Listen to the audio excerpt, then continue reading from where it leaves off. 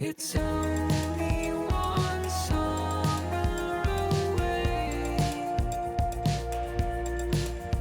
It's time for the best street photography settings you'll ever need. No fluff.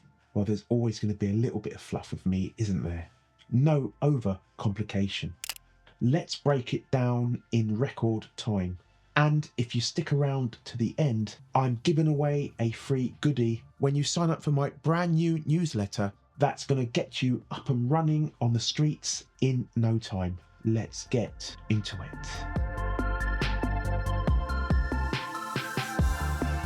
First up, auto ISO and minimum shutter speed, my favourite setting ever in the whole world. This is where you don't need to mess around with your ISO, so you can quickly capture the action without missing a moment.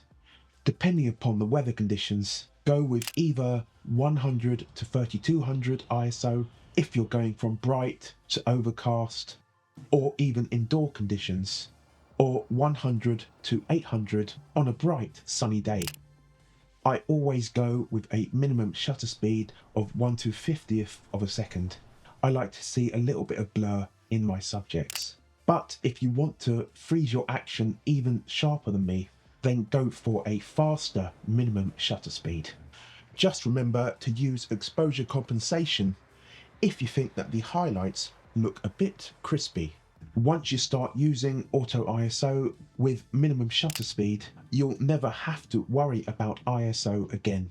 So you can just focus on capturing that decisive moment. Life moves fast, too fast to fumble with dials when the perfect shot is unfolding right in front of you. Just a quick one, please hit like and subscribe, or I might just switch to landscape photography out of spite. Psst, that's impossible. Joe's more likely to find Bigfoot and ask for a street portrait than get out of bed in the mornings.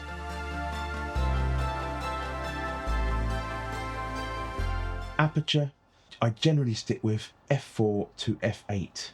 In the daytime, this range of apertures is sharp enough for capturing both the subject and the background in detail. I find that f4 is great when you want a slight softness to your images and when you move into darker or overcast areas. f8 is good when you want that extra depth and clarity, ensuring that everything in your frame has a crisp presence, from foreground details to background textures. It's the sweet spot where precision meets storytelling, giving your shots a sense of structure without losing the organic feel of the streets.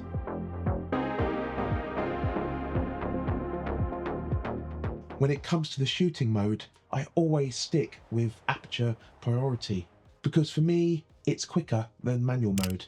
It lets you control the depth of field whilst the camera takes care of the rest, keeping you focused on the moment rather than fiddling with the settings. Auto ISO works by automatically adjusting the ISO within the range that you set.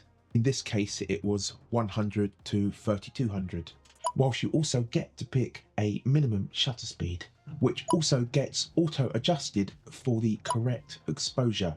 And obviously, because you're in aperture priority, you'll always have full control of your aperture, giving you flexibility in changing light. With auto ISO in manual mode, you control both the aperture and the shutter speed, leaving ISO as the only variable that the camera adjusts to maintain proper exposure. Whilst manual mode gives you full creative control, aperture priority lets you react faster to the unpredictability of the streets. You might just find it's the most effortless way to shoot the streets without overthinking and fiddling.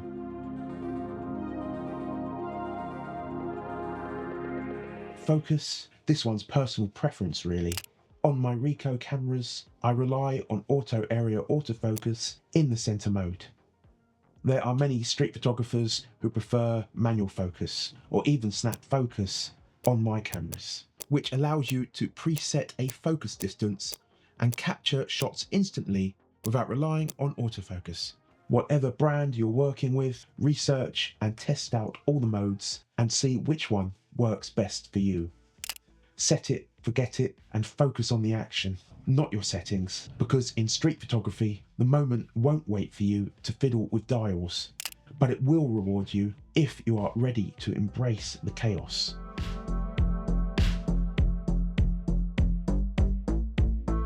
So to recap, aperture priority, auto ISO 100 to 3200 or 100 to 800 on a bright sunny day, with a minimum shutter speed of 1/250th of a second. Dial back on the exposure compensation for any overbaked highlights. Aperture f4 to f8 with your favourite focusing mode. Simple, effective, and no fuss. Once you've got those settings dialed in, you won't miss any shots. In my opinion, this is the most important thing in street photography, capturing that fleeting, once-in-a-lifetime snapshot of life that vanishes instantly. With these quick fire settings, you can just focus on what really matters, capturing the moment without second guessing your camera. A quick question, what's the biggest mistake that you've made when shooting on the streets? And what's been your biggest win? Let me know in the comments. You all know me, I love to hear your stories, so say what you know down below. Your wins, your fails, let's hear them all.